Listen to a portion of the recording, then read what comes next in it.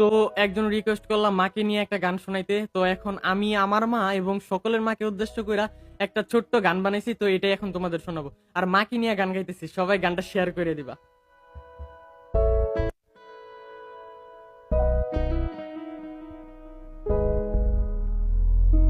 মা, তুমি ছেড়ে আমায় যেও না, তুমি জান্নাতের ঠিকানা। যারা মাকে কষ্ট দাও জান্নাত পাবে না। তুমি ছেড়ে আমায় যেও না, তুমি জান্নাতের ঠিকানা। যারা মাকে কষ্ট দাও জান্নাত পাবে না। ওগো মা, তুমি